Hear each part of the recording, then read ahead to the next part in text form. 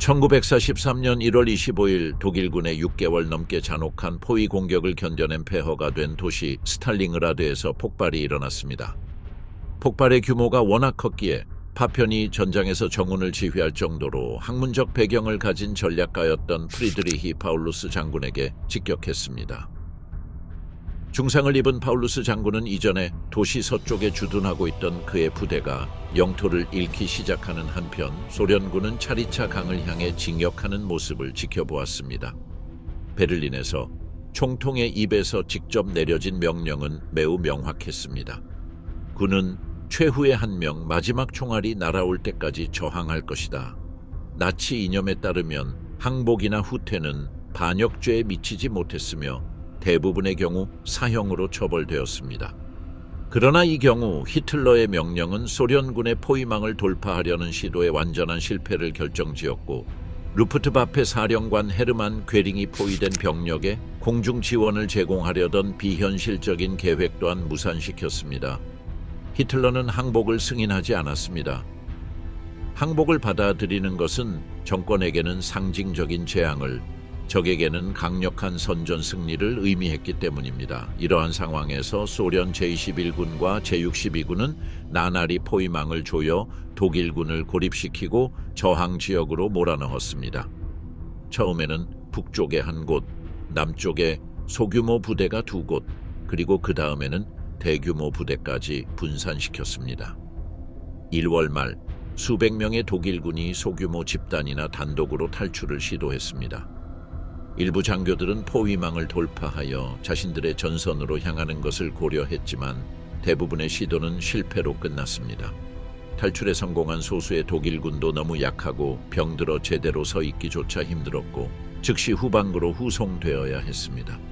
1943년 1월 28일 궁지에 몰려 탄약도 떨어지고 붕괴 직전에 놓인 파울루스는 히틀러에게 절박한 메시지를 보냈습니다. 우리의 희생이 절대 항복하지 않는다는 영원한 본보기가 되기를 바랍니다. 파울루스의 제육군은 모든 것을 잃었습니다. 파울루스는 1941년 12월 제육군 사령관으로 임명되어 러시아에서 중요한 승리를 거두며 성공적으로 부대를 이끌었습니다. 그의 제육군은 1942년 5월 파울루스의 30만 병력이 세미온 티모셴코의 64만 병력과 볼찬스크에서 맞붙으면서 시험대에 올랐습니다. 그들은 이처럼 압도적인 병력에 맞서 승산이 없었지만 하르코프 인근에서 재정비한 후 파울루스는 방역을 명령하여 적군을 분쇄하고 25만 명의 적군을 사살하거나 부상시켰습니다. 그는 이 영웅적인 행동으로 기사 십자 훈장을 받았습니다. 그 후 그는 1942년 11월 소련의 심장부인 스탈링그라드의 90%를 점령했습니다.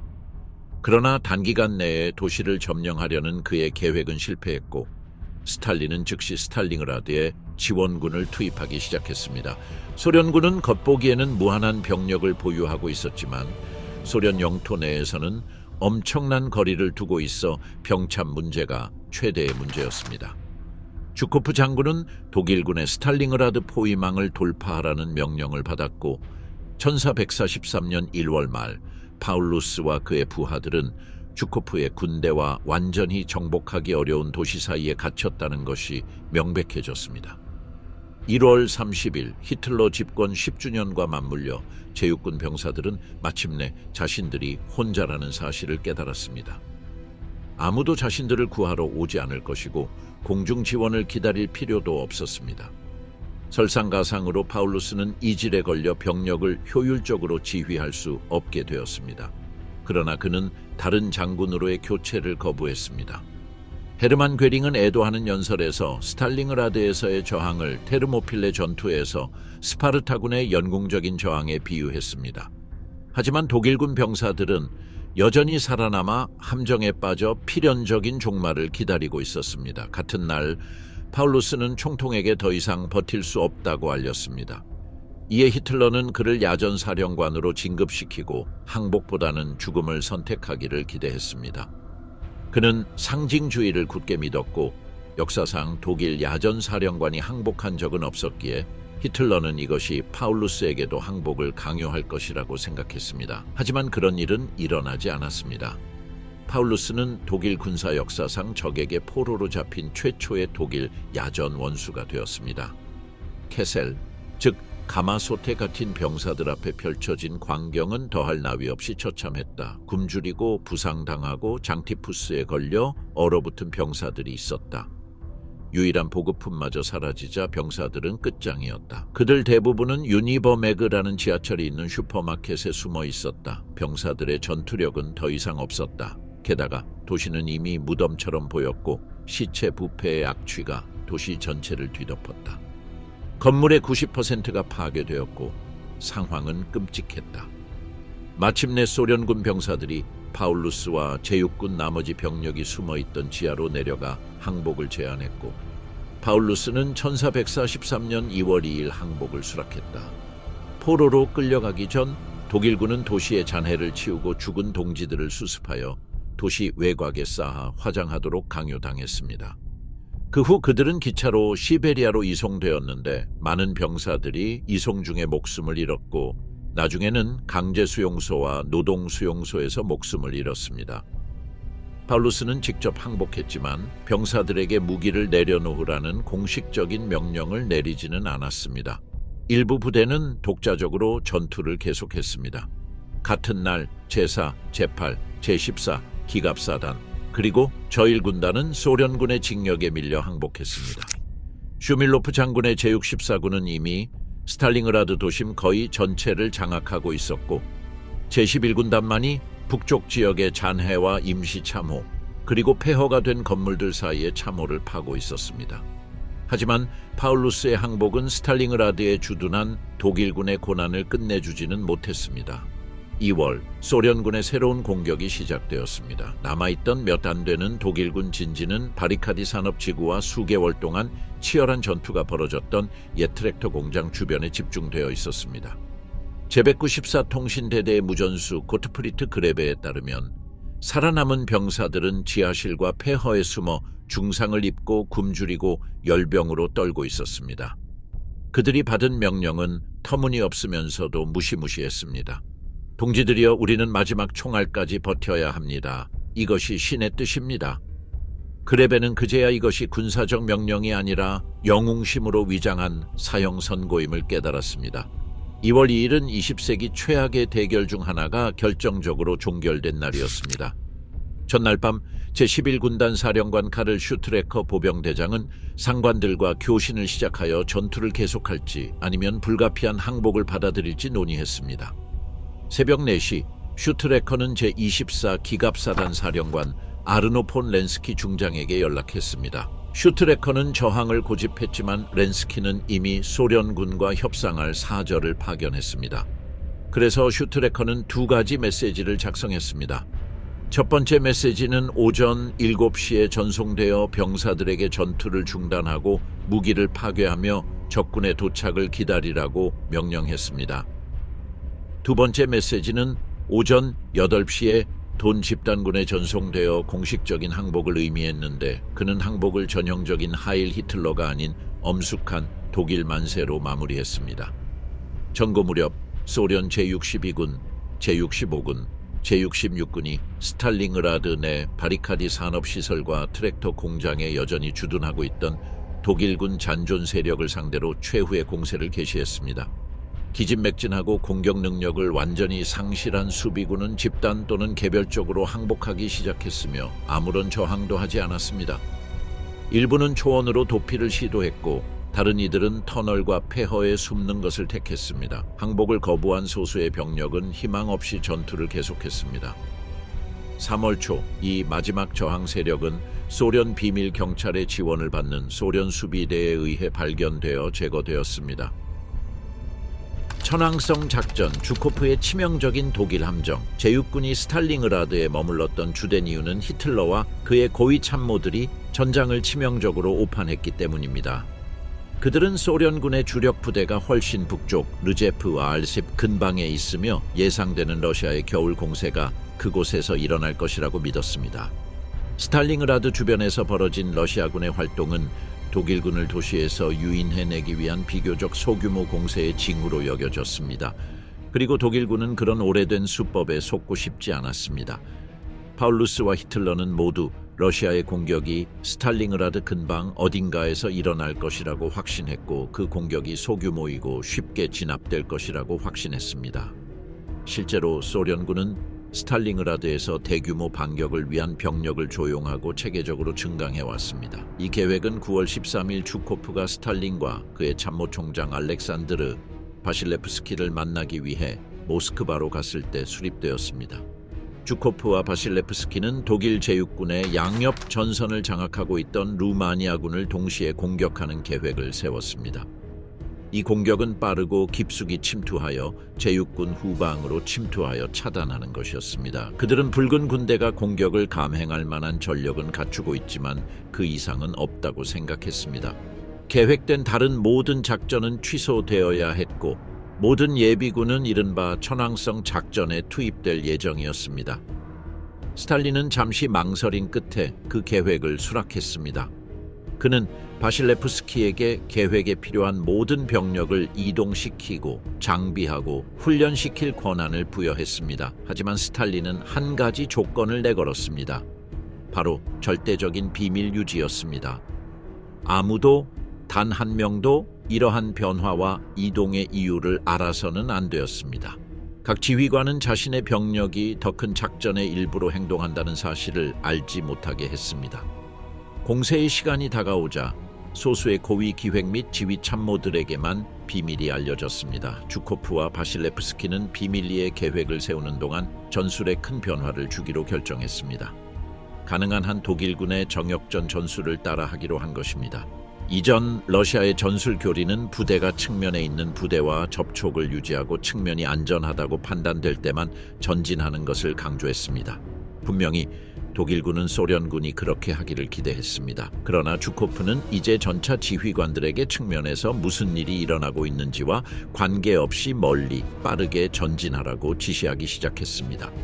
보병 지휘관들에게는 새로운 임무가 전차를 추격하는 것이지 공격을 지휘하는 것이 아니라고 지시했습니다. 기병 장교들에게는 치고 빠지는 전술을 포기하라는 명령이 내려졌습니다. 대신 전차와 함께 타고 이동하다가 필요시 보병으로 전투에 임해야 했습니다. 공군 부대는 지상군, 특히 전차와 긴밀히 협력하라는 지시를 받았습니다. 그뿐만 아니라 주코프의 계획은 초기 돌파구를 확보하기 위해 작은 지역에 대규모 병력을 집중시키는 것이었는데 이 전술은 지금까지 독일군만이 사용해 오던 것이었습니다. 천왕성 공세는 3개의 주요 지점에서 시작될 예정이었습니다. 첫 번째는 스탈링그라드 서쪽의 클레츠카야에서 시작되었습니다. 이 공세의 목표는 루마니아 전선의 구멍을 뚫은 다음 스탈링그라드 외부에 독일군과 마주보고 그들을 점령하는 것이었습니다. 한편 주요 공격은 스탈링그라드에서 약 160km 또는 100마일 떨어진 서쪽의 세라피모비치에서 시작되었습니다. 이 공세는 루마니아군을 분쇄한 다음 칼라흐를 향해 남동쪽으로 달려 루마니아 3군의 후반기에 깊고 확장되는 쐐기를 박았습니다. 마지막 공격은 스탈링그라드 남쪽의 플로도비토예에서 시작되었습니다. 이 진격은 깊고 빠르도록 의도되었으며 목표 역시 칼라흐였습니다. 칼라흐에서 종대가 만나면 스탈링그라드의 독일군은 포위되어 갇힐 것이었습니다. 주코프와 바실레프스키는 그때쯤이면 붉은 군대의 공격 능력이 고갈될 것이라고 예상했습니다. 소련군은 방어 태세로 전환하여 확보한 영토를 사수하고 포위된 제6군의 탈출을 막을 것이었습니다. 주코프는 충분한 시간이 주어지면 파울루스와 그의 부하들이 굶주림에 시달려 항복할 것이라고 예상했습니다. 훈련과 준비는 몇 주 동안 계속되었지만 10월 말이 되어서야 병력과 장비가 스탈링그라드로 이동하기 시작했습니다. 동시에 최전선에 배치된 병사들은 루마니아군의 배치와 공격이 진행될 지역의 세부 사항을 파악하기 위해 더욱 집중적인 정찰과 정찰을 수행하라는 명령을 받았습니다. 소련군의 이동은 극비리에 진행되었습니다. 각 부대는 자신들의 행선지를 알고 있었지만 다른 부대의 움직임은 전혀 알지 못했습니다.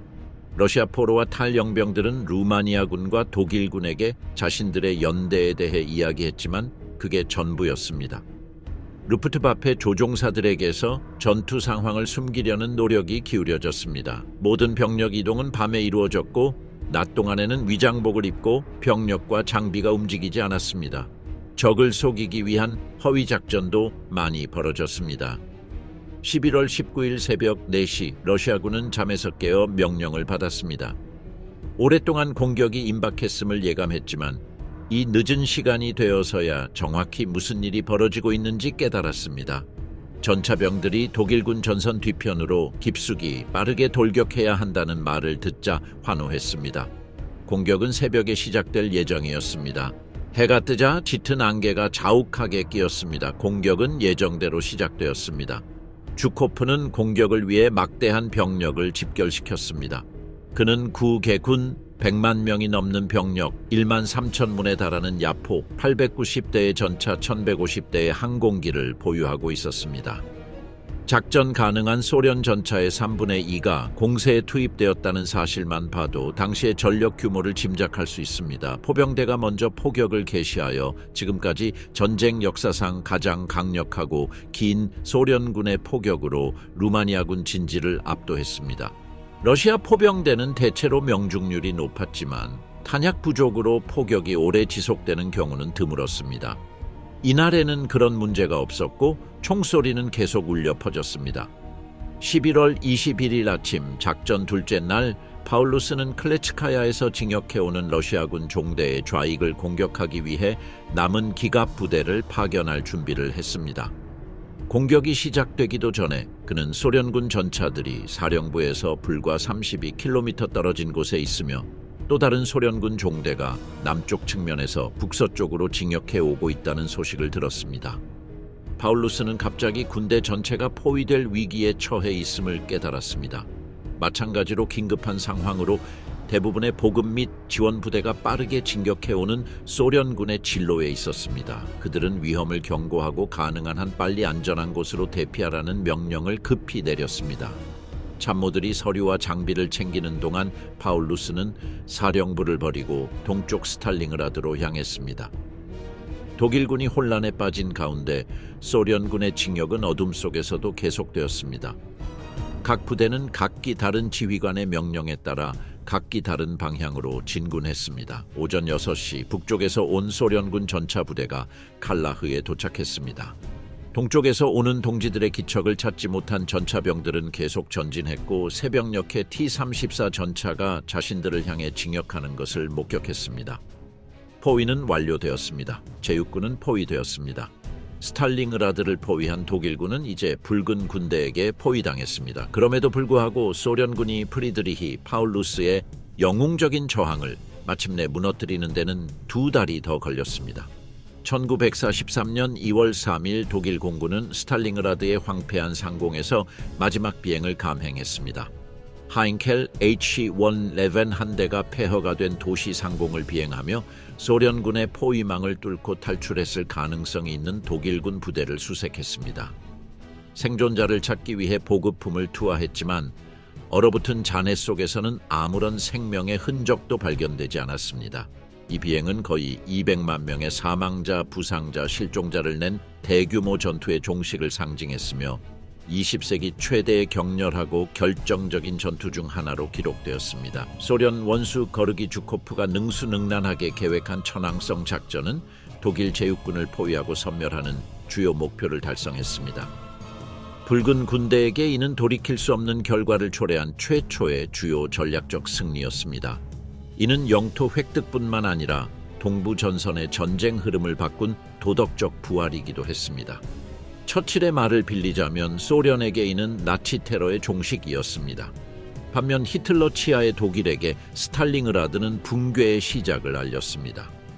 제국의 전쟁 기계가 막을 수 없는 적 앞에서 진정으로 무너진 첫 번째 사건이었습니다. 죽음보다 더 나쁜 운명, 독일 포로들에게 무슨 일이 일어났을까? 파울루스가 포로로 잡힌 날인 2월 2일 오후 4시 콘스탄틴 로코스옵스키 장군과 니콜라이 보로노프 장군은 모스크바 최고사령부의 스탈링그라드의 완전한 함락과 도시 및 주변 지역의 군사작전 전면 중단을 알리는 공식 보고서를 제출했습니다. 제62군 참모총장 니콜라이 크릴로프가 지적했듯이 그날은 전투가 벌어지는 동안 놀라울 정도로 조용했습니다. 그러나 포로 수는 급격히 증가했습니다. 1월 31일에 포로로 잡힌 5만 명에 더해 그날 약 4만 명의 독일군이 항복했습니다. 많은 포로들은 포로 수용소로 가는 행군이 길고 춥고 고통스러울 것이라는 예상에 담요, 코트 또는 구할 수 있는 모든 옷을 모았습니다. 동시에 스트레커 보병 장군과 그의 항복 후 동행했던 소련 참모 장교 사이에 협상이 진행되었습니다. 그들은 독일군 사령부 장교들을 포로로 이송하는 데 합의했습니다. 그러나 소련군에는 자원이 부족했고 모든 사람을 위한 이송 수단도 없었기 때문에 각자의 차량을 이용하기로 했습니다. 고위 장교들을 포함한 여러 장교들은 이미 끝난 전쟁의 침묵 속에서 눈속을 걸어서 포로로 향하는 행군을 시작해야 했습니다. 소련 강제 수용소의 혹독함은 독일인들에게 잘 알려져 있었습니다. 그들은 그곳에서의 삶을 견뎌내기가 얼마나 힘들었는지에 대한 수많은 이야기를 들었기 때문입니다. 스탈린그라드 전투는 독일군의 보급선을 압박했고 파괴의 규모는 엄청났기에 포로로 잡힌 독일군 병사들 중 상당수는 추위와 영양실조로 이미 거의 죽어가고 있었습니다. 게다가 며칠 동안 가장 가까운 철도 종착역까지 행군한 후 그 자체로 울타리에 불과한 수용소로 이송되어 상황은 더욱 악화되었습니다. 크라스노아르메이스크에는 지붕이 없는 건물들이 있었고 베케토케는 피난민 마을에 있는 건물들이 숙소로 사용되었습니다. 의료 지원은 미미했고 위생시설은 전무했으며 난방은 불가능했습니다. 1943년 2월 3일부터 6월 10일까지 수용소 인구 27,078명 중 절반이 사망했습니다. 스탈링그라드 항복 이후 포로가 엄청나게 늘어나자 1443년 2월 3일 도시 인근 베케톱카 지역의 108호 포로 수용소가 문을 열었습니다. 그러나 시설은 이러한 인명피해를 감당하기에 턱없이 부족했고 스탈링그라드 포로국은 지역 곳곳에 새로운 수용소를 설치하도록 명령했습니다. 이러한 노력에도 불구하고 포로 수는 급격히 감소하기 시작했습니다. 치료되지 않은 상처, 감염, 극심한 기아, 그리고 악천후로 인해 수천 명이 사망했습니다. 유즈스키 수용소와 같은 곳에서는 수감자의 약 70%가 영양실조와 관련된 원인으로 사망한 것으로 추산됩니다. 스탈링그라드 포로 수감은 매우 잔혹했습니다. 붉은 군대에 의해 포로로 잡힌 이들은 총구로 겨눈 채 조직적으로 시계, 반지, 옷, 가죽 벨트, 군화를 약탈당했고 반지를 뺄 수 없는 손가락은 잘렸습니다. 수감소에서 인근 수용소로 옮겨졌지만 그곳 역시 대부분 울타리에 불과했습니다. 행군 자체만으로도 많은 목숨을 앗아갔는데 주로 러시아의 혹독한 겨울 날씨 때문이었습니다. 수천 명의 독일군 병사와 장교들이 수용소로 가는 길에 얼어 죽었습니다.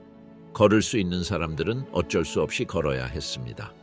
길을 멈추거나 앞으로 나아가기를 거부하는 병사들은 언제나 소련군에게 총격을 당해 길가에 버려진 채 썩어갔습니다. 모든 수용소에서 매일 밤 죽음이 있었고 수많은 섬뜩한 이야기들이 전해졌습니다.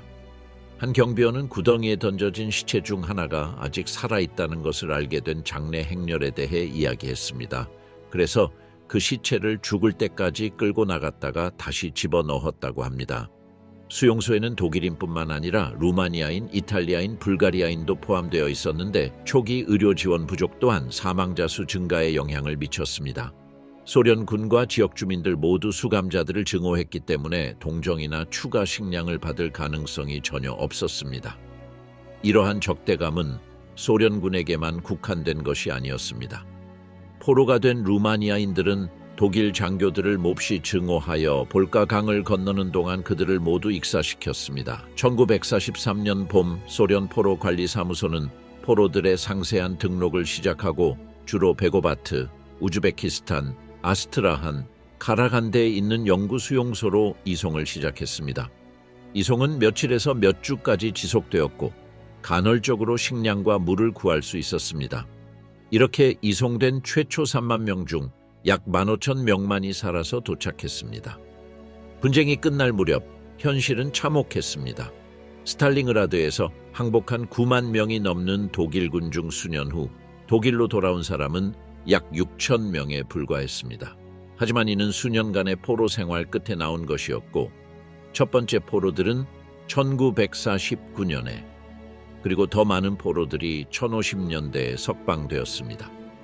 남은 포로들의 운명은 스탈린 이후 소련 서독 외교 정책에 따라 결정되었습니다. 1955년 5월 서방 강대국들은 점령법을 정지시켰고 이로써 서독은 사실상 콘라트 아데나워를 총리로 하는 독립국가가 되었습니다. 모스크바 방문 중 소련의 자국 인정을 받는 데 성공한 그는 소련의 포로로 잡혀있던 나머지 포로들의 송환 협상에도 성공했습니다. 1955년 당시 소련의 포로로 잡혀있던 9,626명 중 8,877명은 소련의 공식 사면을 받았지만 나머지 749명은 사면되지 않고 가장 심각한 전쟁 범죄를 저지른 혐의로 송환되었는데 마지막 포로는 1956년 1월에 도착했습니다. 발터 쿠르트 폰 자이들리츠 쿠르츠바흐 장군은 1943년 1월 스탈링그라드에서 파울루스에 의해 지휘권을 박탈당한 후 소련군에 의해 수감되었습니다. 두 사람은 자유독일 국민위원회에 합류했고 파울루스는 1946년 뉘른베르크 재판에서 증언했습니다. 그는 1953년 소련군에 의해 석방되어 드레스덴에서 4년을 더 살다가 1957년 2월 1일 사망했습니다. 발터 폰 자이들리츠 장군은 소련 선전의 희생자인가 제육군은 4개의 포병 및 보병 군단을 지휘했습니다. 저 11군단은 독일에서 가장 유명한 군사 가문 중 하나 출신이자 제1차 세계대전 참전 용사인 발터 폰 자이들리츠 장군이 지휘했습니다. 저 11군단은 스탈링그라드 전투에서 중요한 역할을 수행했으며 자이들리츠 장군은 용맹함과 전략적 능력으로 명성을 얻었습니다. 프리드리히 2세 시대부터 군 귀족이었던 자이들리츠는 히틀러가 스탈링그라드에서 군대를 지휘하는 방식에 점점 더 불만을 품게 되었습니다.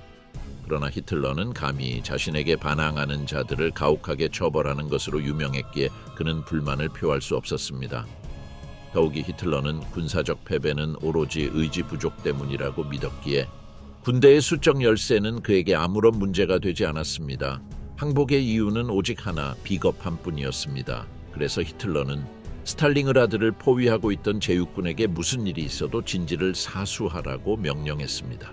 22개의 사단으로 구성된 군대가 전면 방어에 돌입하여 이동의 자유를 박탈당하는 것은 상상도 할 수 없는 일이라고 생각한 자이들리츠는 이 명령에 반대했습니다. 그는 제육군 사령부에 이 주제에 대한 장문의 각서를 작성했습니다. 지난 며칠 동안의 소규모 방어전으로 이미 탄약이 고갈되었습니다. 라고 그는 설명했다. 보급 상황은 결정적이었다. 그들의 명령은 재앙적인 징역 명령을 무시하고 현장에 머무르라는 것이었다. 11월 23일 저녁 자이들리츠는 제60 차량 화보 병사단과 제9사보 병사단의 스탈링그라드 북쪽 진지를 불태우고 진지를 폭파한 후 철수하라고 명령했습니다. 수천 개의 급소를 태워 외투, 군복, 군화, 문서, 지도, 타자기 그리고 식량까지 모두 불태웠습니다. 사령관은 자신의 모든 장비를 직접 불태웠습니다. 폭발과 화염에 휩싸인 붉은 군대는 스파르타코프카에서 철수하던 이미 약화된 사단을 노지에서 포위하여 거의 1000명의 사상자를 냈습니다. 스탈링그라드 트랙터 공장에 주둔했던 인접부대인 제389 보병사단 또한 혼란 속에서 큰 피해를 입었습니다. 히틀러는 이러한 철수 소식을 듣고 격노하여 파울루스를 비난했습니다. 더 이상 명령에 불복종하는 것을 막기 위해 그는 스탈링그라드 사령부를 분열시키는 이례적인 결정을 내렸습니다. 저항 광신자로 여겨졌던 폰 자이들리츠 장군이 스탈링그라드를 포함한 북동부 지역의 총사령관이 되었습니다. 신호는 11월 25일 오전 6시에 도착했습니다. 자이들리츠는 파울루스로부터 직접 이 명령을 전달받았습니다. 히틀러의 명령은 스탈링그라드에 주둔한 제육군의 재앙을 가져왔습니다. 한편으로는 두 장군이 종종 서로 다른 전투 방식을 취하게 되어 군을 심각하게 약화시켰지만 다른 한편으로는 자이들리츠와 파울루스에게 전략 결정의 자유를 더 많이 주었습니다. 물론 이러한 자유가 히틀러의 다른 명령, 즉 최후의 한 사람 그리고 마지막 총알 한 발이 날아갈 때까지 싸우라는 명령을 대체하는 것은 아니었습니다. 1943년 1월 말 소련군이 독일군의 방어선을 돌파하고 자이들리츠가 휘하 장교들과 함께 항복을 시도했을 때 파울루스는 즉시 그를 지휘권에서 해임했습니다. 그는 자이들리츠 대신 발터 하이츠 장군을 임명했고 하이츠는 항복하는 독일군을 사살하도록 명령했습니다. 2명의 독일 장교는 항복 후 다른 독일군에게 사살되었습니다. 자이들리츠와 파울루스는 서로를 미워했습니다. 특히 자이들리츠는 총통의 광신도가 아니었고 총통에 대해 자주 비난하며 지휘관의 명령과 상반되는 명령을 부하들에게 내렸기 때문입니다. 그는 스탈링그라드에서 해야 할 일에 대해 자신만의 생각을 가지고 있었습니다. 장교 포로 수용소에 수감되자마자 그는 히틀러를 독일의 재앙을 예고하는 전조로 여기며 불평하기 시작했습니다. 그의 신문관들은 이 사실을 정확히 알아챘습니다. 1943년 8월 19일 스탈링그라드 출신의 세 장군 자이들리츠, 라트만, 코르페스가 잠재적 부역자로 지목되어 루노브에 있는 소위 재교육센터로 보내졌습니다. 이 센터에서 독일 장교들은 소련의 선전 자료를 접하고 공정한 대우를 받았습니다. 소련이 독일의 동맹이며 단지 광인의 지배에서 독일을 해방시키려 한다는 환상을 심어주기 위해서였습니다. 소련 정보부 보고서에 따르면 자이들리츠는 히틀러의 종말로부터 독일을 구하고자 하는 많은 장교들의 집단적인 심경 변화에 감정적으로 압도된 것으로 보입니다. 그는 스스로를 그들의 타고난 지도자로 여겼습니다. 9월 초 자이들리츠, 코르페스, 라트만은 스탈링그라드의 다른 장군들을 설득하기 위해 보이코보로 돌아갔습니다. 밤늦게 도착한 그들의 모습은 파자마 차림으로 방에서 나온 장군들의 호기심을 자극했고 무슨 소란인지 궁금해했습니다. 그러나 자이들리츠가 히틀러를 전복하겠다는 계획을 발표하자 슈트레커 장군은 분노하며 돌아섰습니다. 다음 날 자이들리츠와 라트만이 그들에게 히틀러 정권에 대한 반란을 촉구하자 슈트레커 식스트 폰 아르님 로덴부르크 페퍼는 분노하며 그들을 반역죄로 고발했습니다. 그러나 자이들리츠와 그의 동료들은 에들러 폰 다니엘스, 드레버 슐로머 장군의 마음을 얻는 데 성공했습니다. 소련 문서에 따르면 1943년 9월 17일 독일 장교연맹 의장인 자이들리츠는 스탈링그라드에서 포로로 잡힌 병력으로 3만에서 4만 명으로 구성된 군단을 창설하는 계획을 소련 멜니코프 장군에게 제시했습니다. 자이들리츠의 구상에 따르면 이 군단은 히틀러가 전복된 후 새 정부의 기반이 될 것이었습니다. 자이들리츠는 자신을 장내 자유 독일군 최고 사령관 후보로 여겼습니다.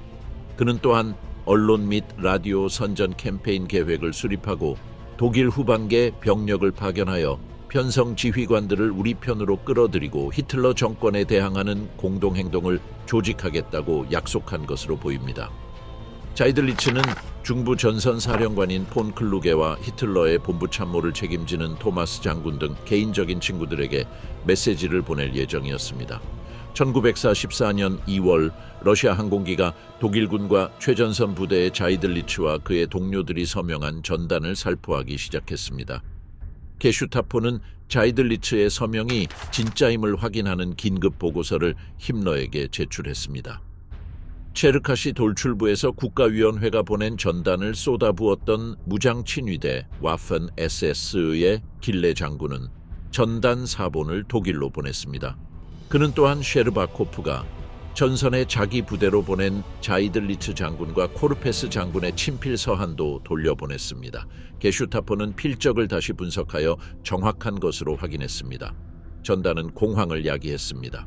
히틀러는 힘러를 회의에 소집한 후 야전 사령관들이 서명할 충성선언서를 슈문트 장군에게 전달했습니다. 그러나 이것조차도 그를 안심시키기에 충분하지 않았습니다. 3월 19일 룬트슈테트, 롬멜, 클라이스트, 부시, 바이히스 그리고 만슈타인은 베르크호프에서 소집되어 우리의 거룩한 대의에 대한 경멸스러운 반역자인 폰 자이들리츠 크루츠바흐 장군을 비난하고 히틀러에 대한 지지를 강조하는 메시지를 낭독했습니다. 다른 소련 문서들은 자이들리츠가 약 4만 명의 독일 전쟁 포로로 구성된 반나치군을 창설하여 독일로 공수한다는 구상이 진지하게 고려되지 않았음을 확인시켜 줍니다. 독일에서 그의 가족은 가족 구성원의 범죄로 구금되었습니다. 1949년 러시아에서 그는 전쟁 범죄 혐의로 기소되었습니다. 그는 독일군 복무 중 소련 전쟁 포로와 민간인에 대한 행위에 대한 책임으로 재판을 받았습니다.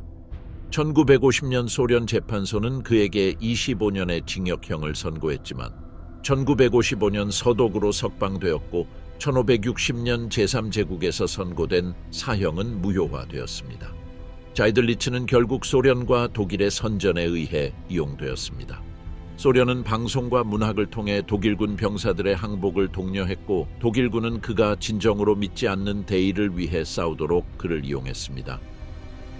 스탈링그라드에서의 나치 패배의 여파, 종말의 시작. 스탈링그라드에서 독일군이 겪은 참사의 중요성은 아무리 강조해도 지나치지 않습니다. 이 전역에서 독일 국방군은 병력의 약 15%를 잃었지만 얻은 것은 거의 없었습니다. 이는 무의미한 전역이었고 결국 히틀러에게 전쟁과 그의 목숨을 앗아간 군사적 실수였습니다. 스탈링그라드가 그토록 참혹했던 주된 이유 중 하나는 이 사건이 국가 선전에 대한 일반 독일인들의 믿음에 있어 분수령이 되었기 때문입니다. 괴벨스의 최선의 노력에도 불구하고 재앙의 규모는 감출 수 없었습니다. 독일의 거의 모든 민간인은 스탈링그라드에서 아들을 잃은 가족을 알고 있었습니다. 독일 국민들의 충격은 컸지만 병사들의 사기는 더 큰 타격을 입었습니다. 러시아 침공이 시작된 이래로 비록 전장에서의 성공이 최종적인 승리로 이어지지는 않았더라도 그들은 승리 외에는 아무것도 알지 못했습니다. 이제 그들은 전장에서 엄청난 패배를 겪었습니다. 독일 병사들의 자신감은 크게 손상되었고 많은 경우 완전히 무너졌습니다. 그들은 더 이상 러시아군을 패배할 약한 병사로 보지 않고 경계해야 할 강력한 적수로 여겼습니다. 1943년 2월 18일 괴벨스는 베를린 스포츠팔라스트 스포츠 궁전에서 수많은 초청 청중 앞에서 연설했기에 스포츠팔라스트라는 이름이 붙은 유명한 연설을 했습니다.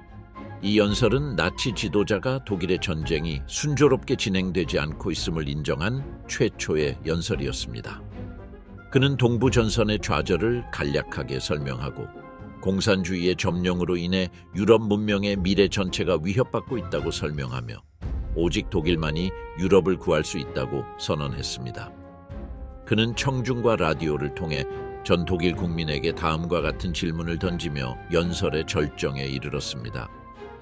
총통과 우리 모두 독일 국민의 최종적인 완전한 승리를 믿습니까? 총통의 명령이라면 당신과 독일 국민은 하루 10시간, 12시간 필요하다면 14시간씩 일하고 승리를 위해 모든 것을 바칠 의향이 있습니까? 전면전을 원하십니까? 필요하다면 오늘날 우리가 상상할 수 있는 그 어떤 것보다 더 전면적이고 급진적인 전쟁을 원하십니까? 반응은 압도적으로 긍정적이었습니다. 독일은 처음으로 전시체제에 돌입했습니다. 소비자의 생산은 중단되었고 공장들은 대규모 군수물자 생산에 투입되었습니다. 정복국의 노예 노동은 여전히 사용되었지만 독일 노동자들은 점점 더 오래, 더 열심히 일해야 했습니다. 노력, 돈, 그리고 생명의 측면에서 점점 더 큰 희생이 요구되었습니다. 많은 독일인들에게 스탈링그라드는 전쟁의 중요한 전환점이었습니다.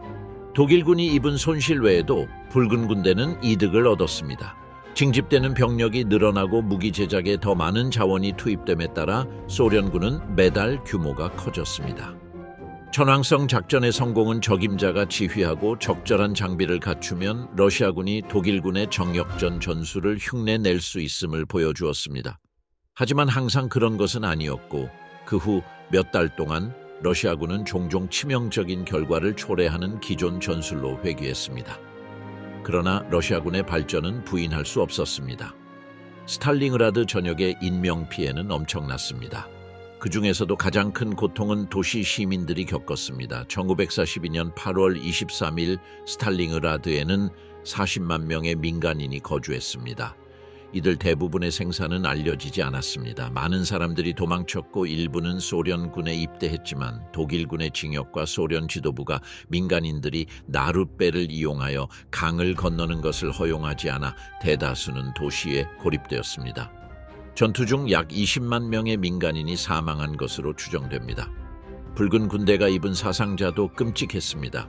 여러 연대와 대대가 완전히 전멸했습니다. 붉은 군대의 공식 보고서에는 도시 안팎에서 47만 8,741명의 전사자와 65만 8,778명의 부상자가 기록되어 있지만 이는 일반적으로 과소평가된 것으로 여겨집니다. 이 수치에는 도시 외곽에서 벌어진 전투는 포함되지 않았습니다. 소련군은 최대 65만 명의 전사자를 냈을 가능성이 있습니다. 동부 전선에서는 치열한 전투와 유혈 사태가 벌어질 예정이었지만 스탈링그라드 전투 이후 독일군이 소련을 완전히 정복할 가능성은 더 이상 없었습니다. 고위군 지휘관들 사이에서는 러시아와 평화협정을 위한 협상을 시작하자는 논의가 오갔습니다. 히틀러는 단호히 거부했습니다. 많은 군인들과 달리 히틀러는 친위대 SS를 비롯한 나치당의 다른 조직들이 점령지 러시아에서 자행해온 대량 학살, 집단 학살 그리고 기타 전쟁 범죄를 충분히 인지하고 있었습니다. 그는 러시아가 복수에 급급하며 협상이 무의미하다는 것을 알고 있었습니다. 나중에 자신이 처형될 것이라는 사실이 확실해지자 히틀러는 전쟁을 불필요하게 연장하고 결국 스스로 목숨을 끊었습니다. 스탈링그라드는 제3제국의 종말을 알리는 시작이었습니다. 스탈링그라드에서의 마지막 편지. 제 삶은 전혀 변하지 않았습니다. 10년 전과 똑같습니다. 별들의 축복을 받고 인간과 단절되었던 시절이죠. 아시다시피 저는 친구가 없었습니다. 사람들이 저와 어떤 관계도 맺고 싶어 하지 않았기 때문입니다. 망원경으로 하늘을 바라보며 별이 가득한 세상을 바라보는 순간 마치 별과 노는 아이처럼 행복했습니다. 모니카, 당신은 제 가장 친한 친구였습니다. 길을 잃은 게 아니라 바로 그 순간이었습니다. 지금은 농담할 때가 아닙니다. 이 편지가 당신 손에 닿기까지 15일이 걸릴 겁니다. 그때쯤이면 그동안 여기서 무슨 일이 있었는지 신문에서 이미 읽었을 겁니다. 너무 깊이 생각하지 마세요. 어차피 상황은 완전히 달라질 겁니다. 다른 사람들이 어떻게 될지 고민하게 두세요. 당신이나 제가 그런 사람들에 대해 신경 쓰는 게 뭐죠? 저는 항상 몇 광년 단위로 생각하고 몇 초 단위로 느꼈습니다. 여기서도 날씨 관련해서는 할 일이 많습니다. 저희는 4명인데 이대로라면 꽤 만족할 겁니다. 저희 업무 자체는 아주 간단합니다. 기온과 습도, 구름 높이와 가시거리 데이터를 기록하는 것, 그게 저희 업무의 전부입니다. 만약 관료가 제가 쓴 글을 읽는다면 업무 기밀 위반에 눈물을 흘릴 겁니다. 모니카, 수백만 년의 별빛 하늘과 비교하면 우리의 삶은 어떤가요? 이 아름다운 밤, 제 머리 위로 안드로메다와 페가수스가 보입니다. 꽤 오랫동안 그것들을 지켜보았고 곧 아주 가까이 다가갈 겁니다. 제 평화와 만족은 별들 덕분입니다. 그 중에서도 당신은 가장 아름답습니다. 별들은 불멸이고 인간의 삶은 만물 속의 먼지와 같습니다. 내 주변은 모든 것이 무너지고 있다.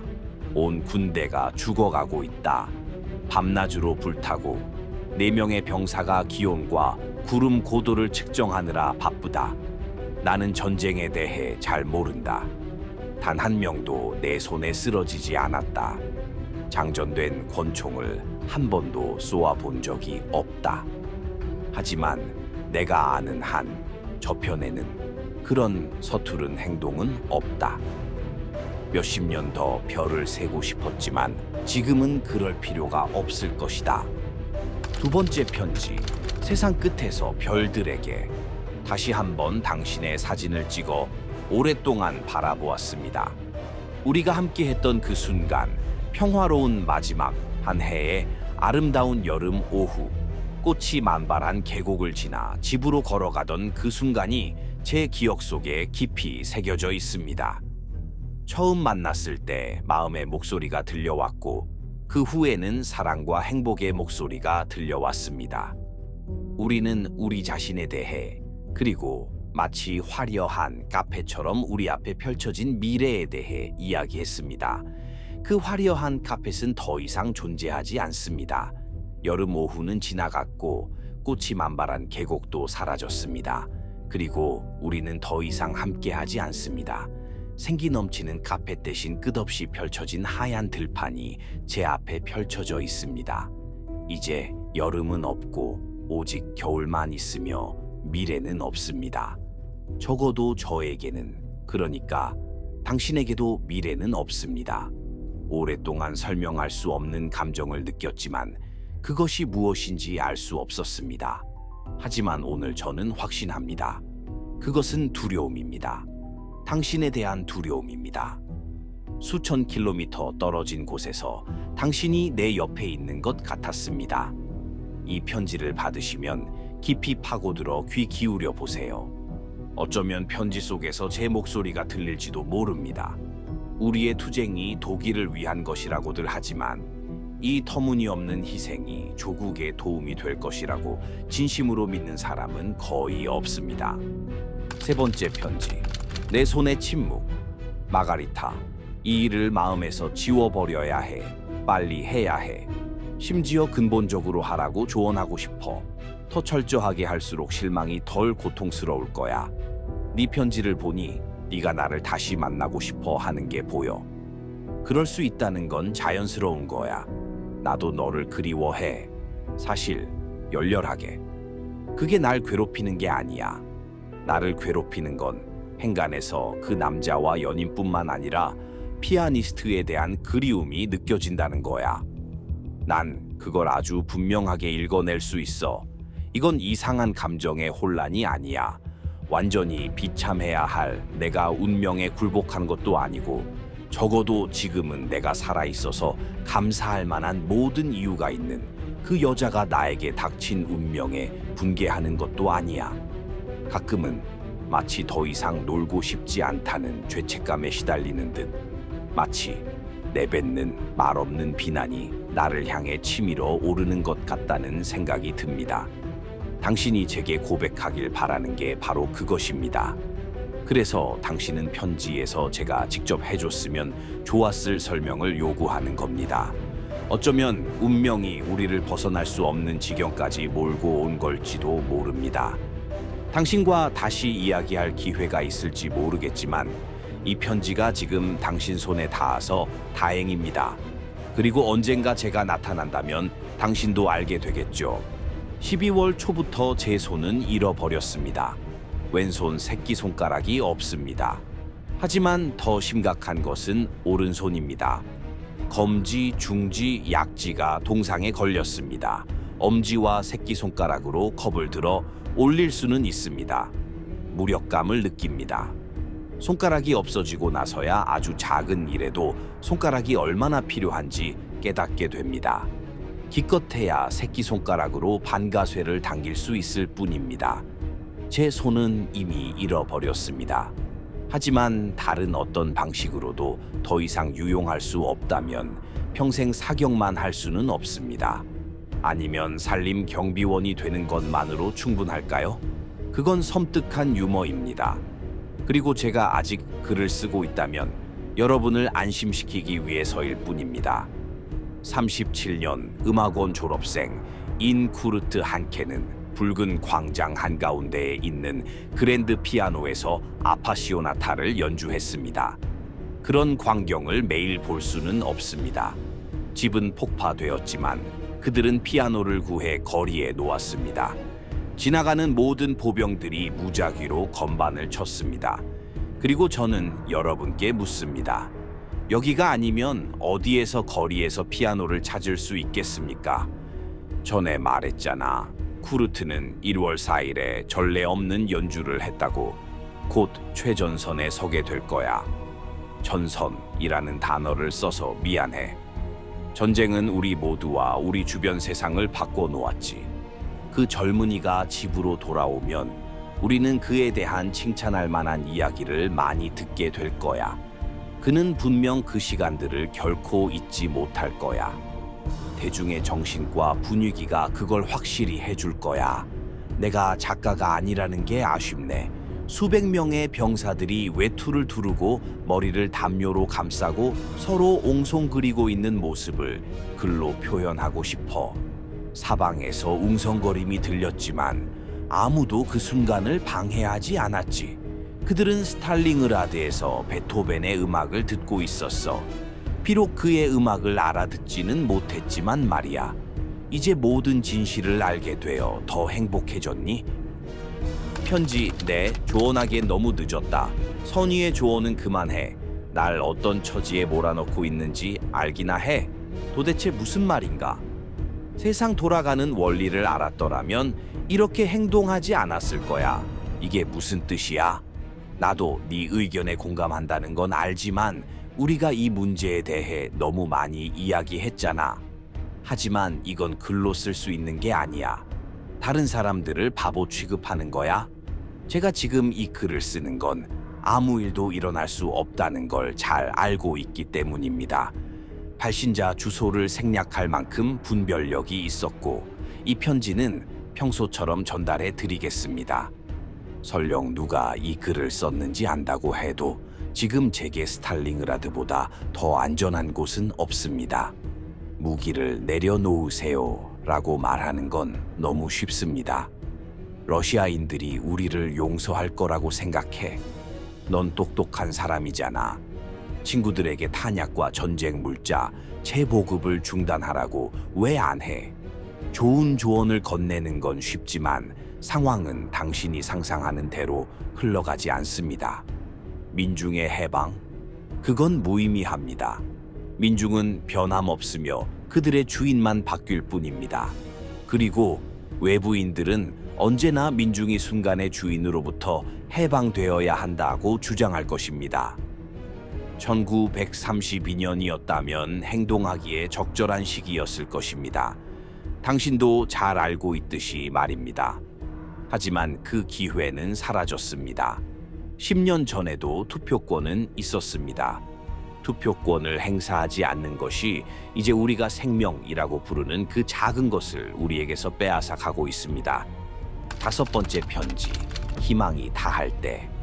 오늘 아침 전투 초소에서 한네스가 당신에게 편지를 쓰라고 설득했습니다. 지난 몇 주 동안 저는 이 편지를 시작하는 것을 주저했습니다. 불확실성이 고통스럽다고 항상 생각했지만 그래도 희망의 빛에 매달렸습니다. 저는 제 운명이 어떻게 될지 계속 생각했고 매일 밤 같은 생각으로 잠이 들었습니다.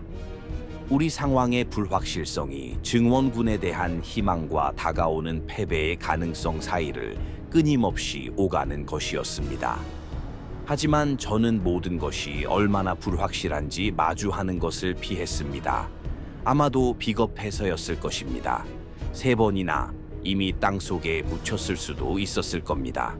하지만 만약 그랬다면 갑작스럽고 예상치 못하게 일어났을 겁니다. 하지만 이제 상황이 달라졌습니다. 오늘 아침 이후로 무슨 일이 일어나고 있는지 정확히 알게 되었습니다. 그리고 이제 이상하리만치 자유로워진 것 같으니 당신도 이 두려운 불확실성에서 벗어나야 합니다. 지도를 보며 몸서리쳤습니다. 우리는 외부의 도움 없이 완전히 홀로 남았습니다. 히틀러는 우리를 버렸습니다. 이 편지는 비행장이 우리 손에 남아 있어야만 세상에 나갈 수 있을 겁니다. 우리는 도시 북쪽에 있습니다. 제 포대원들은 우리가 고립되어 있다는 것을 의심하지만 저만큼 명확하게 알지는 못합니다. 우리는 종말에 다다르고 있는 것 같습니다. 하네스도 저도 포로로 잡히지 않을 것입니다.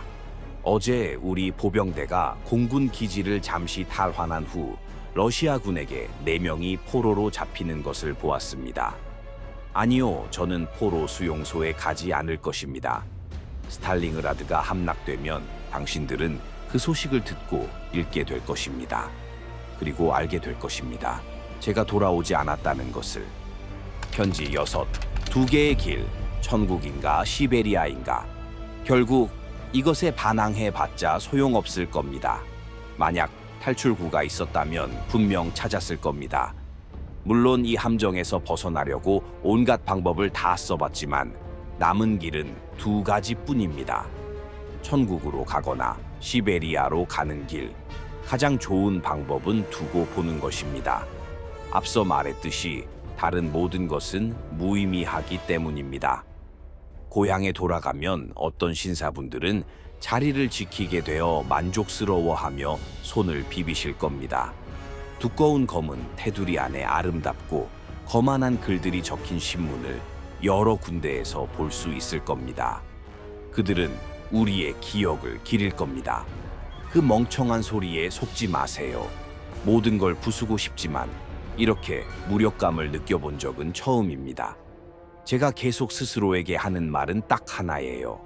건강하게 지내면 최악의 시기도 헤쳐나갈 수 있다는 거예요. 건강은 집으로 돌아가는 첫 번째 조건이에요. 아직 제 집의 의자를 포기할 준비가 안 됐어요. 다른 사람들에게 돌아가면 여기에 적힌 대로 이렇게 말해라. 의자에 앉은 사람이 더 높이 올라갈수록 떨어지는 것이 더 힘들 것이다. 7번째 편지. 당신이 알아야 할 진실. 당신은 독일 장교의 아내입니다. 그렇기에 제가 곧 말씀드릴 내용을 담담하고 강인하게 받아들이게 될 것입니다. 제가 동방으로 떠나던 날 기차 플랫폼에 섰을 때 당신이 보여줬던 것과 같은 강인한 말입니다. 저는 편지를 잘 쓰는 편이 아니었습니다. 제 편지는 한 페이지를 넘은 적이 없습니다. 오늘 당신에게 하고 싶은 말이 많았지만 다음으로 미루겠습니다. 나중이란 모든 것이 잘 되면 6주 후, 그렇지 않으면 100년 후를 의미합니다. 그 점에 대비해야 합니다. 일이 잘 풀린다면 모든 걸 이야기할 시간이 생길 거야. 그럴 거면 굳이 긴 편지를 쓸 필요가 있을까? 어차피 내가 잘 못 쓰는 거잖아. 일이 안 풀린다면 말은 아무 소용도 없겠지. 오거스타, 내가 너한테 얼마나 깊이 연결되어 있는지 넌 이미 알고 있을 거야. 우리는 서로의 감정에 대해 거의, 아니 아예 이야기하지 않았지. 난 널 깊이 사랑하고 너도 날 사랑해. 그러니까 넌 진실을 알아야 해. 그리고 그 진실은 이 편지에 담겨 있어. 진실은 절망적인 상황에서 가장 피비린내 나는 투쟁, 즉 비참함, 굶주림, 추위, 포기, 의심, 절망, 그리고 끔찍한 죽음에 대한 인식입니다. 떠나는 동안 저는 이에 대해 아무것도 말하지 않았습니다. 편지에서도 한 번도 언급하지 않았습니다. 우리가 함께 있을 때, 그리고 서신을 주고받을 때 우리는 부부였고, 전쟁은 단지 증오스럽지만 피할 수 없는 우리 삶의 그림자일 뿐이었습니다. 하지만 진실은 또한 이것이 단순히 슬퍼해야 할 일이 아니라 객관적으로 입증된 사실임을 이해하는 것을 의미합니다. 일어난 일에 대한 제 개인적인 책임은 부인할 수 없습니다. 하지만 그 책임은 7천만 분의 1입니다. 그 비율은 적지만 분명히 존재합니다. 저는 그 책임에서 도망칠 생각이 없습니다. 제 목숨을 바침으로써 빚을 갚았다고 스스로에게 말합니다. 명예는 말할 필요도 없습니다. 아우구스타, 때가 되면 당신은 강해져야 한다는 것을 알게 될 것입니다. 원망하지 말고 제가 없다고 너무 괴로워하지 마세요. 저는 겁쟁이가 아닙니다. 이 무의미한 대에, 이 범죄를 위해 죽는 것 외에는 제 용기를 증명할 수 있는 어떤 위대한 증거도 제시할 수 없다는 사실이 슬플 뿐입니다. H. 모토 아시죠? 죄책감 인정, 죄책 속죄. 저를 너무 빨리 잊지 마세요. 편지 8. 케이크 한 조각과 겨울 전쟁.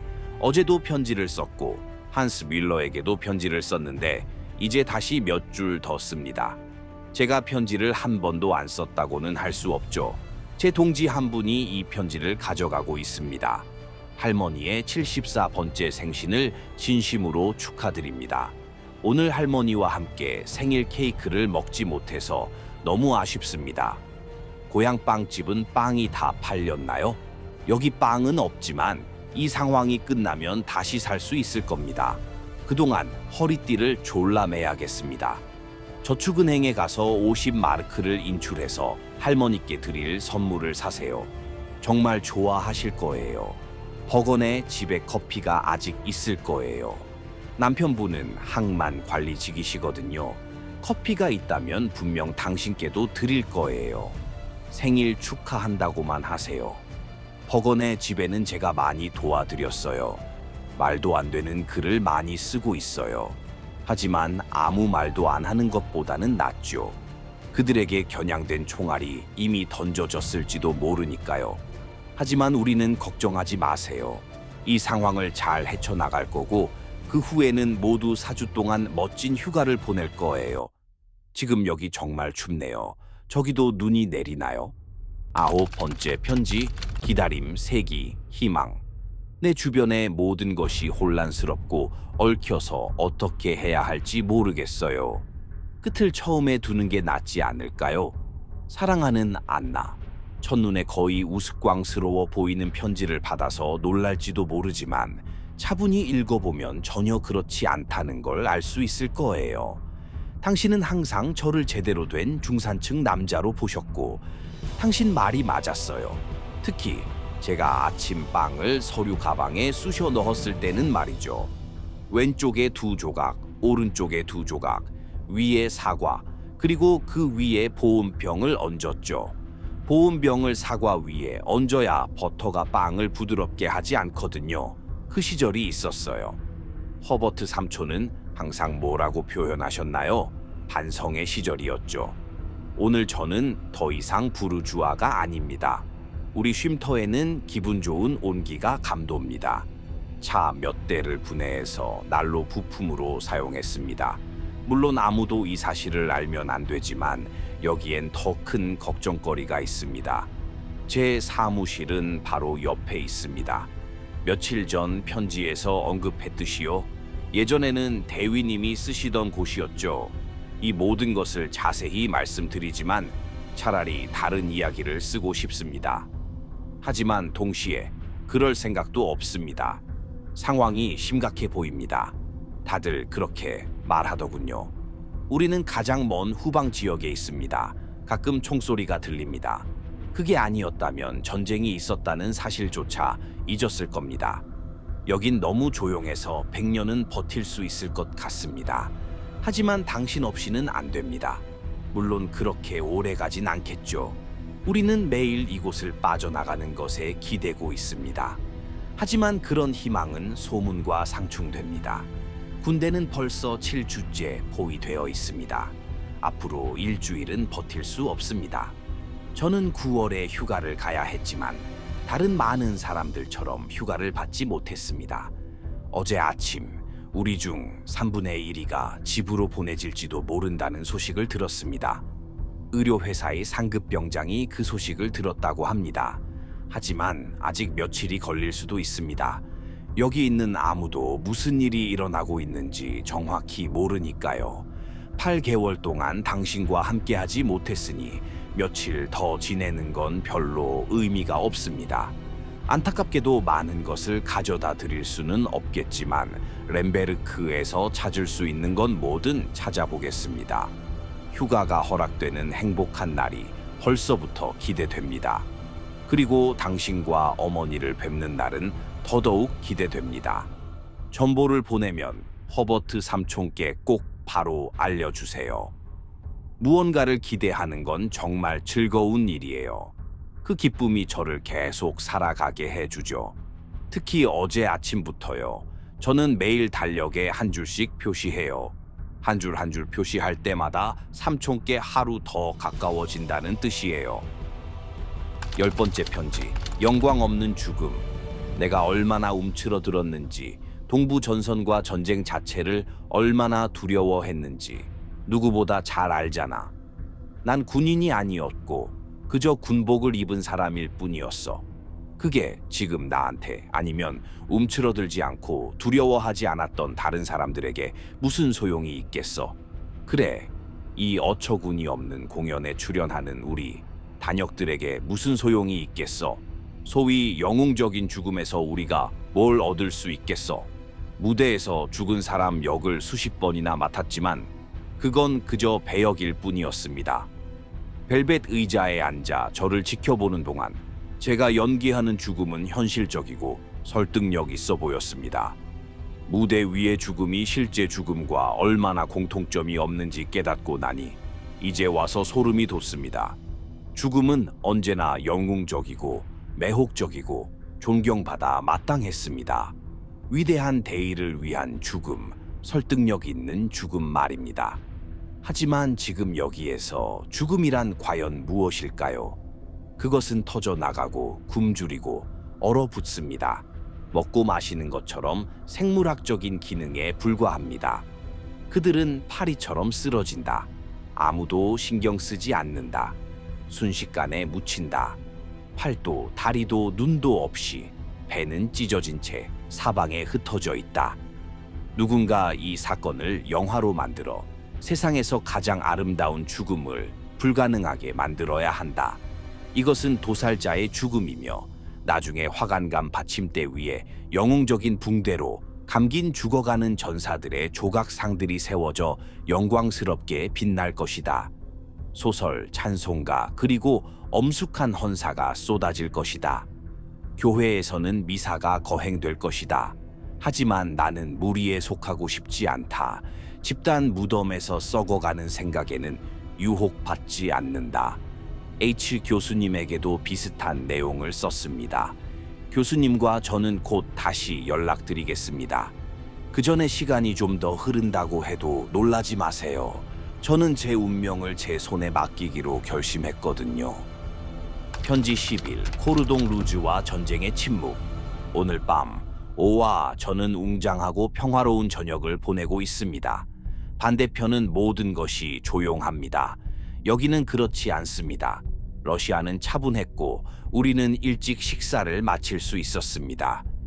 완벽한 평화 속에서 즐기는 고급 코르동 루즈 한 병은 그날 밤을 더욱 즐겁게 만들어 주었습니다. 전쟁 일기 노트에서 빈딩과 다른 누군가가 쓴 글을 읽었습니다. 이 사람은 우리에게 깊은 감명을 주고 감동을 주는 것들을 표현하는데 얼마나 미묘한 독창성을 가지고 있는지. 주관적이거나 부차적인 것은 모두 배제되었습니다. 그의 글에서 빛나는 것은 오직 그의 정신에서 발산되는 진정으로 본질적인 것들 뿐입니다. 우리는 윗분들이 언젠가 내리셔야 할 중대한 결정들에 대해 아무것도 기대하지 않습니다. 물론 시간이 빠르게 흘러가는 지금 그 결정들이 바뀌지 않을지 아무도 장담할 수 없습니다. 지금까지 X 고지를 두고 도시 안팎에서 치열하고 가차없는 싸움이 벌어져 왔습니다. 장군들과 대령들은 바로 이 X 고지가 세계사에 어떤 의미를 지닐지도 모른다는 생각을 품어 왔습니다. 장군들뿐만이 아닙니다. 매일 몇몇 진지가 공격받고 적군 혹은 누가 그 진지를 사수하느냐에 따라 우리 진지가 매일 쫓겨납니다. 비록 그 진지를 사수할 수 있다 하더라도 어느 쪽도 그 진지를 점령하는 것이 무슨 의미가 있는지 아직 파악하지 못하고 있습니다. 작은 일들이 큰 일을 반영하는 듯합니다. 이처럼 오랫동안 성공을 거두지 못하자 거의 치유할 수 없는 무관심이나 사실은 변장에서 기다리는 일종의 인내심이 생겨납니다. 10시가 다 됐어요. 최대한 많이 자야겠어요. 많이 자면 배고픔도 덜 느껴져요. 배고픔은 시적인 게 아니라 잔인한 거니까요. 여러분 모두 정말 사랑해요. 편지 12, 의심, 믿음, 그리고 마지막 작별. 그래서 이제 아시겠죠? 저는 돌아오지 않을 거예요. 부모님께 조심스럽게 말씀드려 주세요. 저는 너무 흔들리고 의심으로 가득 차 있어요. 예전에는 자신감 넘치고 강했는데 이제는 제가 너무 작고 회의적이에요. 여기서 벌어지는 많은 일들을 제가 완전히 이해할 수는 없겠지만 제가 목격한 작은 일들조차 이미 감당하기엔 너무 버거워요. 그들은 제 동지들이 독일이라는 단어나 하일 히틀러를 입에 달고 죽었다는 것을 저를, 아니 아무도 납득시키지 못할 겁니다. 사람은 죽고 죽음은 위장할 수 있는 것이 아닙니다. 마지막 말은 언제나 어머니를 위한 것이거나 가장 사랑하는 사람을 위한 것이거나 아니면 그저 도움을 요청하는 외침일 뿐입니다. 저는 수백 명이 쓰러져 죽는 것을 보았고 그중 많은 이들이 저처럼 히틀러 유겐트 출신이었습니다. 하지만 거의 모든 사람들이 힘이 남아있다면 도움을 요청하거나 이름을 외쳤습니다. 그들을 도울 수 없는 누군가를요. 히틀러는 우리를 여기서 꺼내주겠다고 굳게 약속했습니다. 우리는 그렇게 들었고 진심으로 믿었습니다. 그리고 저는 아직도 그 말을 믿습니다. 왜냐하면 저는 여전히 무언가를 믿어야 하기 때문입니다. 하지만 이 약속이 사실이 아니라면 무엇을 믿을 수 있겠습니까? 사실이 아니라면 봄도 여름도 기쁨을 가져다주는 그 어떤 것도 필요 없습니다. 사랑하는 그레타, 제 신앙에 대해 말씀드리죠. 저는 평생, 아니 적어도 8년 동안 총통과 그분의 말씀을 믿어왔습니다. 이곳 사람들이 부인할 수 없는 진실 앞에서 얼마나 의심과 수치심에 휩싸여 있는지 보면 정말 끔찍합니다. 현실 자체가 다른 무엇보다 더 큰 목소리를 내기 때문입니다. 만약 우리가 약속했던 것이 사실이 아니라면 독일은 멸망할 것입니다. 그렇게 되면 어떤 말이나 맹세도 다시는 아무런 의미도 없을 테니까요. 오, 이 의심들, 이 끔찍한 의심들, 이 의심들이 사라질 수만 있다면. 편지번호 13, 볼가 강변의 차가운 크리스마스. 안타깝게도 제가 여러분께 들려드릴 크리스마스는 그다지 즐겁지는 않았습니다. 하지만 적어도 따뜻했습니다. 우리 위치는 볼가 강변 바로 위에 있습니다. 럼주를 좀 구해왔는데 독하지는 않았지만 맛은 정말 좋았습니다. 제 동료 중 한 명이 사단에서 햄과 젤리에 절인 콜드컷 몇 가지를 가져왔습니다. 분명 부엌에서 긁어왔겠지만 맛은 정말 훌륭했습니다. 게다가 부엌에는 그런 것들이 잔뜩 쌓여 있을 겁니다. 그렇지 않았다면 아무것도 훔칠 수 없었을 테니까요. 빵이 너무 귀해서 케이크를 만들었어요. 밀가루, 물, 소금을 팬에 넣고 섞은 후 햄 조각을 넣었죠. 물론 밀가루는 우리 텃밭에서 직접 딴 건 아니었어요. 전쟁터에서 보내는 4번째 크리스마스인데 이번이 가장 슬펐어요. 전쟁이 끝나면 모든 것을 극복해야 할 테고 내년에는 집에서 크리스마스를 보낼 수 있기를 바라요. 스탈링그라드에 온 지 벌써 6달이 되었지만 한 발짝도 앞으로 나아가지 못했습니다. 여기는 꽤 평온하지만 강 건너편 초원에서는 전투가 격렬합니다. 초원에 있는 우리 동지들은 우리만큼 운이 좋지 않습니다. 그들도 힘든 시간을 보냈습니다. 어쩌면 우리가 다음으로 그곳으로 보내질지도 모릅니다. 그들의 손실이 크기 때문입니다. 하지만 그 일에 대해서는 생각하지 않는 게 좋습니다. 그런데도 우리는 계속 그 생각을 합니다. 특히 하루 24시간 동안 아무것도 하지 않고 생각하려 애쓰는 것 외에는 아무것도 할 일이 없을 때 말이죠. 그럴 때면 생각이 다시 태어난 곳으로 돌아가곤 합니다. 크리스마스 밤에 다들 제 생각을 하셨나요? 저는 그런 이상한 느낌을 받았어요. 누군가 저를 생각하고 있다는 걸 알 때 느끼는 그런 감정 말이에요. 편지번호 14, 감사하는 마음과 당당한 마음으로 다시 한번 여러분께 안부를 전하고 사랑하는 사람들에게도 안부를 전하며 제 애정을 전해주시기를 부탁드립니다. 러시아 군이 사방에서 공격하고 있습니다. 우리 군은 공세가 시작된 이후 단 하루도 멈추지 않고 맹렬하게 싸우며 지쳐 있었습니다. 그들은 영웅처럼 행동하고 있으며 단 한 명도 항복하지 않았습니다. 빵과 탄약, 연료, 그리고 병력이 고갈된 상황에서 적군이 우리를 압도하는 것은 적에게 승리가 아닙니다. 신께서도 이 사실을 잘 알고 계십니다.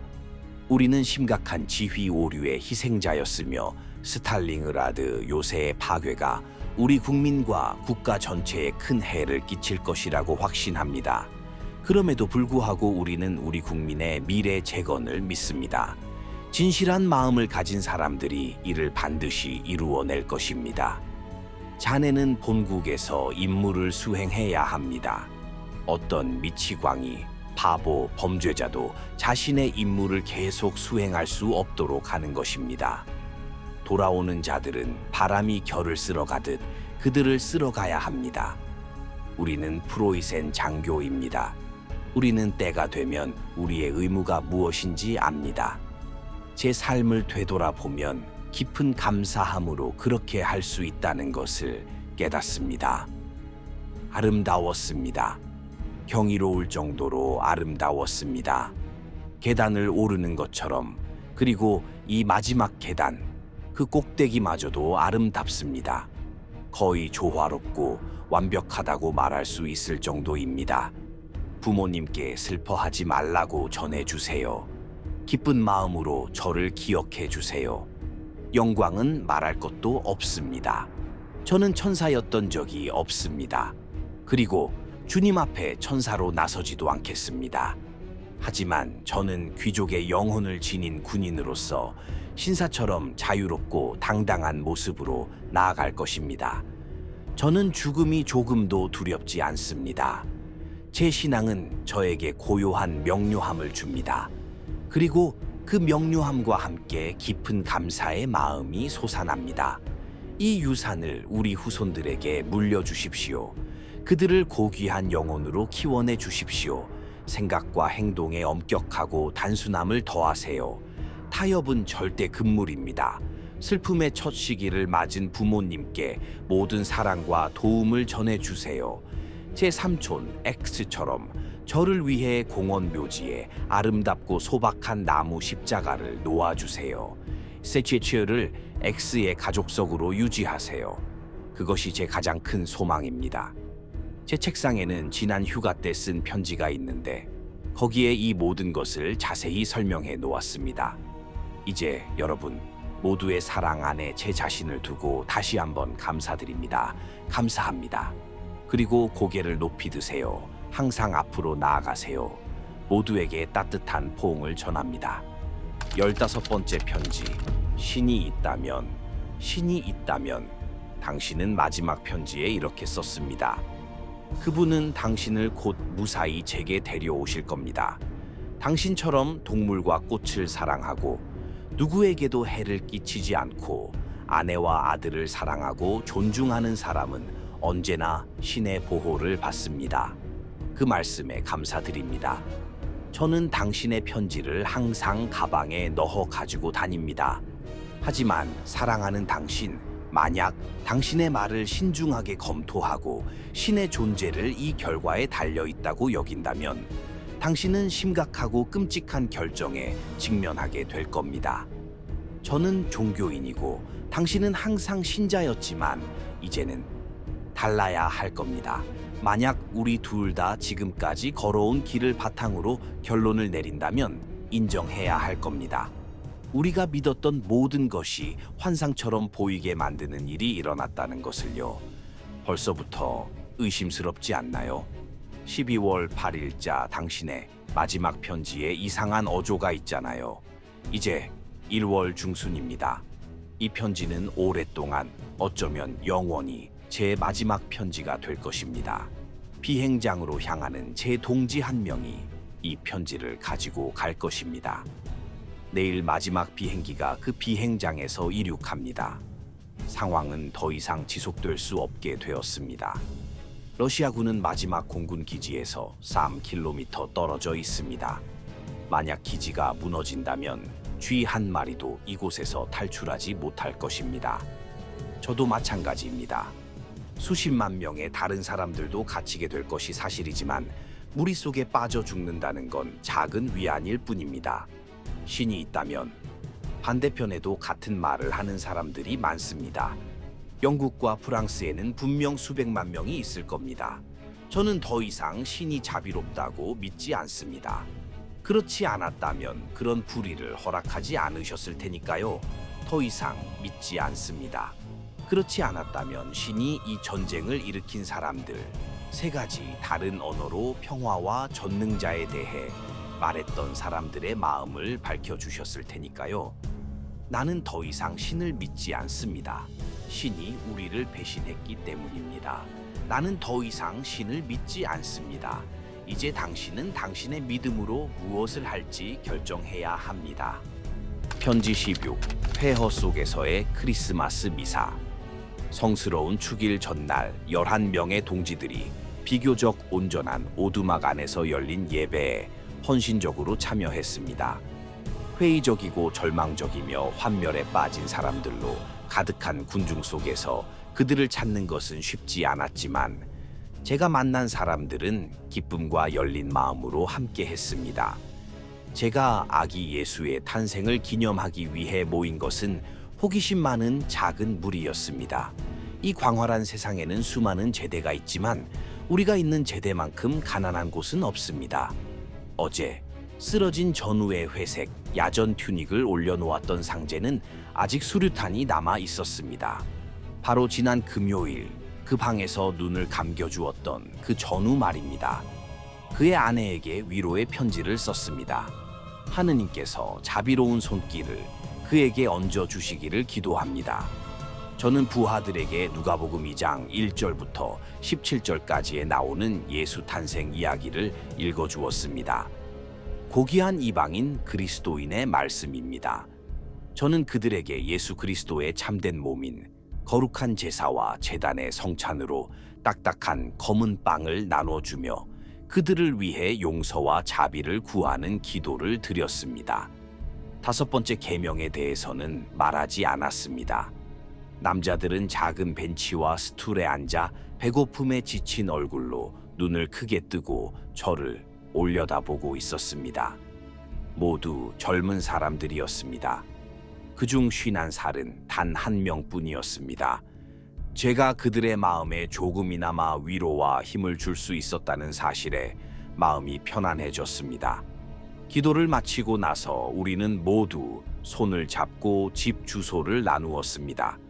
그리고 살아서 나오는 사람들은 이 작은 무리의 가족들을 방문하여 1942년 크리스마스 이브를 어떻게 보냈는지 이야기해 주겠다고 약속했습니다. 사랑하는 부모님, 하나님께서 자비로운 손을 뻗어 주시기를 빕니다. 밤이 다가오고 있습니다. 죽음이 오기 전에 우리 삶을 정리하는 것이 좋겠습니다. 우리는 밤에 이끌려 가고 우주의 주님의 뜻이라면 밤속으로 들어갑니다. 하지만 우리는 끝없는 밤속으로 들어가는 것이 아닙니다. 우리는 우리 삶을 하나님의 손에 맡깁니다. 우리의 시간이 오면 그분께서 우리를 용서해 주시기를 빕니다.